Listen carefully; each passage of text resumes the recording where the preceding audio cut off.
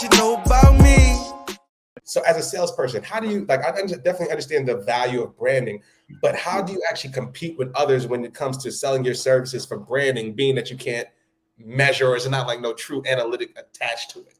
Yeah, that's a really great question. And honestly, you know, it's funny. I saw when you posted on LinkedIn about this, and I think you had a question in there about like overcoming your biggest obstacle or whatever. And like, I think I usually have like a boilerplate bullshit one for you about like, you know, when the economy crashed in 2009 or whatever.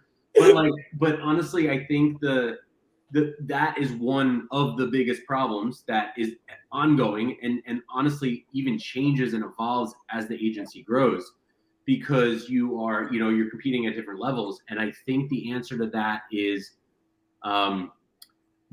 it's really been about personality and making sure, again, going back to this idea of hearing the person you're talking to, both as a salesperson and then also after we get the project. Like we have a thing at the agency, right, where our goal is to have our clients say, you heard us.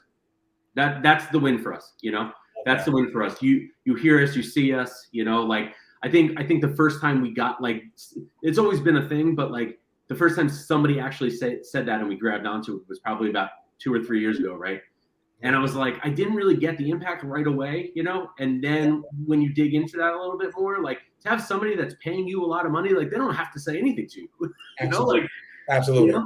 And so anyway, going back to that from a sales perspective, like I've never been good at getting my foot in the door, but once you put me in there, it's better because there's an authenticity I feel like we emit, because we sit at the table and we're like, listen, this is what we do. It may not be a good fit. Like, and that was partially, I think, you and I were talking about it maybe before we jumped on or whatever, but like we learned the hard way. Like you talk about a hard lesson to learn.